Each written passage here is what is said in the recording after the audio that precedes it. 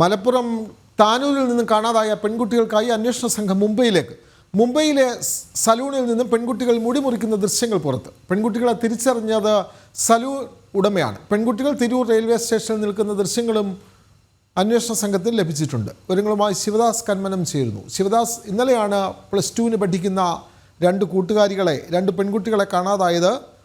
ഇവർ മുംബൈയിലുണ്ട് എന്ന സൂചന ലഭിക്കത്തക്ക നിലയിൽ അവിടെ നിന്നും ഒരു ബ്യൂട്ടി പാർലർ മുടി മുറിക്കുന്ന ദൃശ്യങ്ങൾ ഇപ്പോൾ സമൂഹ മാധ്യമങ്ങൾ വൈറലാണ്. അന്വേഷണ സംഘത്തിന് ലഭിച്ചിട്ടുണ്ട്. കൂടുതൽ വിവരങ്ങൾ ശിവദാസ്. വിനോദ്, ഇന്നലെ ഉച്ച മുതലാണ് ഈ രണ്ട് പെൺകുട്ടികളെയും കാണാതായത്. മലപ്പുറം ജില്ലയിലെ താനൂർ ദേവദാർ ഹയർ സെക്കൻഡറി സ്കൂളിലെ +1 വിദ്യാർത്ഥികളാണ് രണ്ടുപേരും. അശ്വതി, ഫാത്തിമ, ഷഹദ എന്നീ രണ്ട് വിദ്യാർത്ഥിനികളെയാണ് ഇന്നലെ ഉച്ച മുതൽ കാണാതായത്. ഇവരോടൊപ്പം തന്നെ മലപ്പുറം എടവണ്ണ സ്വദേശിയായ ഒരു യുവാവിനെയും കാണാനില്ലെന്ന് പോലീസ് പറയുന്നുണ്ട്. ഒരുപക്ഷെ ഈ യുവാവ് ഈ കുട്ടികളുമായി ഒരുമിച്ച് പോയതാകാം എന്നതാണ് സംശയം.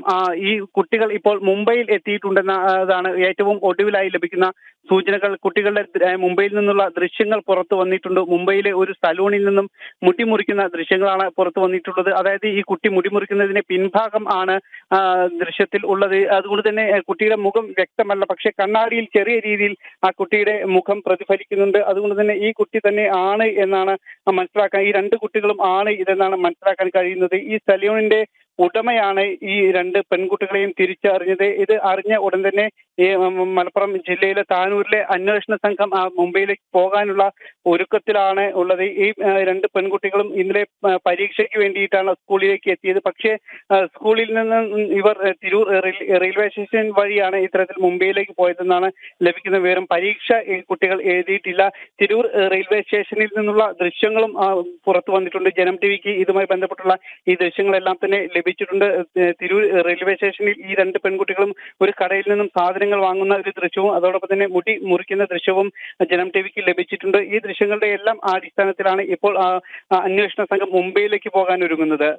വിനോദ്, തീർച്ചയായും അന്വേഷണ സംഘം ഇവരുടെ ഫോൺ കോളിലേക്ക് വന്ന കോളുകളെ സംബന്ധിച്ച് ഒരു പ്രത്യേക നമ്പറിൽ നിന്നും ഈ രണ്ട് പെൺകുട്ടികളുടെയും ഫോണിലേക്ക് ഒരേ നമ്പറിൽ നിന്നും കോളുകൾ വന്നിരുന്നു എന്നുള്ള വിവരങ്ങൾ ലഭിക്കുന്നുണ്ടല്ലോ ശിവദാസ്.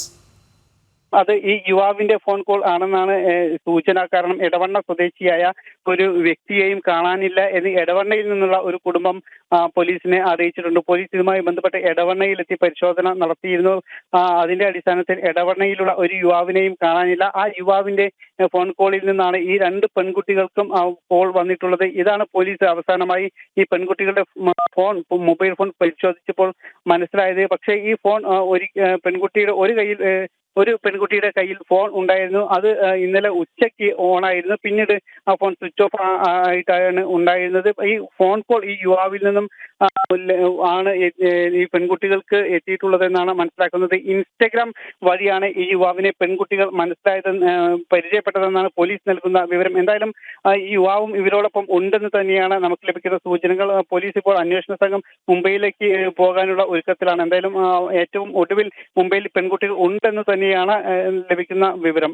വിനോദ്, മലപ്പുറം താനൂരിൽ നിന്നും കാണാതായ +2 പഠിക്കുന്ന രണ്ട് പെൺകുട്ടികൾ അവർ മുംബൈയിലുണ്ട് എന്ന് സൂചിപ്പിക്കുന്ന ദൃശ്യങ്ങൾ, ബ്യൂട്ടി പാർലറിൽ മുടി മുറിക്കുന്ന ദൃശ്യങ്ങൾ ഇപ്പോൾ അന്വേഷണ സംഘത്തിൽ ലഭിച്ചു. അവർ മുംബൈയിലേക്ക് യാത്ര തിരിച്ചിട്ടുണ്ട്. വിവരങ്ങൾ നൽകുകയായിരുന്നു മലപ്പുറത്ത് നിന്നും ശിവദാസ് കന്മനം.